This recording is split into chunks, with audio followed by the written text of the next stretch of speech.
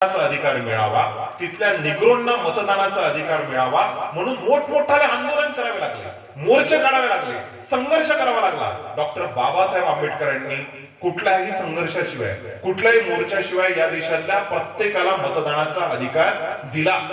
या 11-12 मधल्या झोपडपट्टीमध्ये राहणाऱ्या अत्यंत गरीब घरातल्या माणसाच्या मताचं मूल्य आणि मुंबईमधल्या अँटेलियामध्ये असणाऱ्या अंबानीच्या मताचं मूल्य एकच. अंबानीला आणि गरिबाला सुद्धा एका रांगेमध्ये आणून ठेवण्याचं काम बाबासाहेब आंबेडकरांनी केलं. प्रत्येकाला समान मत आणि समान मताला समान मूल्य दिलं.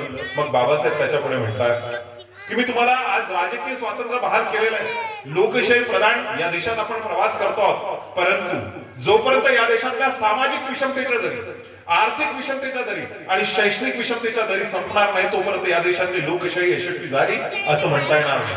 जर या देशातल्या आर्थिक विषमतेच्या दरी अशाच वाढत राहिल्या तर एक दिवस या देशातील लोकशाहीचा डोलारा उद्ध्वस्त झाल्याशिवाय राहणार नाही. आणि आज ती परिस्थिती आली आहे बांधवांनी. सजग होणं अत्यंत गरजेचं, अत्यंत. पोट तिळकीडे गावात जाऊन सांगतोय आम्ही, अरे माथे पे जिसके चोट के गहरे निशान है, झोले में जिसके पास फटा संविधान है, कल नुमाइश में मिला था मुझे चिथड़े पहने हुए, मैंने पूछा नाम तो बोला हिंदुस्तान है. अशी अवस्था आज या देशाची.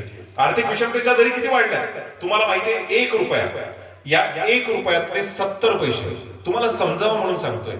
1 रुपयातल्या 70 पैशावरती 1% लोकांचा अधिकार आहे आज या देशात. 1% लोकांपाशी किती पैसे? 70 पैसे. आणि उरलेल्या 30 पैशांमध्ये 99% लोक आधार कार्डाच्या आधारानं रांगतायत, राशन कार्डाच्या रंगात रंगतायत. हे आमचं भाकीत नाहीये. अरे त्यांच्या पोरांना जे शिक्षण मिळतं ते आम्हाला पण मिळालं पाहिजे. गाव कसा, वस्तीवाडा, तांडापाड्यातल्या प्रत्येकाच्या वाट्याला अंबानीचा पोरगा, टाटाचा पोरला, बिरग्याचा पोरला ज्या शाळेमध्ये शिकतो त्याला जशा प्रकारचं शिक्षण मिळतं. बाबासाहेबांना हे अभिप्रेत होतं, महात्मा ज्योतिबा फुलेंना हे अभिप्रेत होतं. महात्मा ज्योतिबा फुलेंनी 12 शाळा ओपन केल्या, महान मागाच्या शाळा ओपन केल्या, मुस्लिमांच्या शाळा ओपन केल्या, महिलांसाठी शाळा ओपन केल्या. त्या शाळांचा सिलेबस सुद्धा महात्मा ज्योतिबा फुलेंनी डिझाईन केला. आणि महात्मा ज्योतिबा फुले म्हणतायत माझ्या प्रत्येक शाळेतला सिलेबस हा सारखा असणार आहे, तिथे ट्रेन टीचर असणार आहे. आज तुम्ही कल्पना करा या देशात शैक्षणिक विषमतेच्या दरी किती वाढल्या. नगर परिषद मध्ये, महानगरपालिकांमध्ये, जिल्हा परिषद मधल्या शाळा आणि मेट्रोपॉलिटन सिटी मधली, म्हणजे आपण यवतमाळला जरी गेलो, पोद्दार असेल, सेंट अलायन्स असेल, YPS असेल, तिथलं पहिल्या वर्गातलं पोरग आणि आपल्या गावातलं पहिल्या वर्गातलं पोरग यांना बसून बघा आणि तुम्हाला कल्पना येईल शैक्षणिक विषमतेच्या दरी किती वाढल्या. आमचे पोरं शालेय पोषणाच्या खिचडीतच मग्न आहेत. हे अभिप्रेत नव्हतं या लोकांना.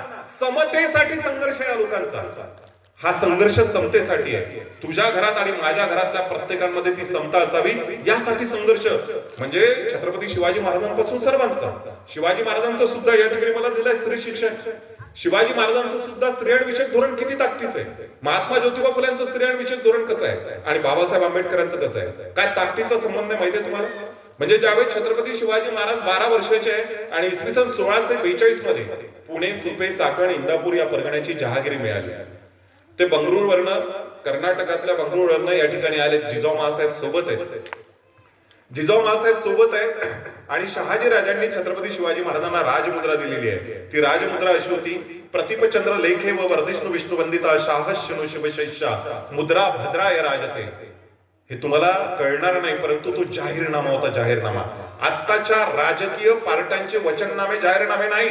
शहाजी राजांनी छत्रपती शिवरायांना दिलेला जाहीरनामा आहे की प्रतिपदेच्या चंद्रकोरेप्रमाणे शिवबा तुझे हे राज्य वाढत जाणार आणि लोक कल्याणाकरता झटणार असावं. आणि शिवबांचं ब्रीद होतं रयते स्फुटास लावणे आहे.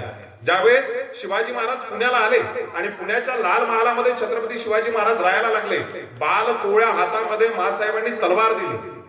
जगाच्या पाठीवर एक तरी माय दाखवा बरं मला अशी की जी माय स्वतःहून स्वतःच्या मुलाला मृत्यूच्या दाढेमध्ये ढकलताय. माहितीये तुम्हाला महाराष्ट्रात कोणाकोणाची सत्ता होती? या महाराष्ट्रात आदिलशाही, निजामशाही, कुतुबशाही, बरीचशाही, मुघल, पोर्तुगीज, फ्रेंच, डच, इंग्रज या तमाम पातशाह्या होत्या.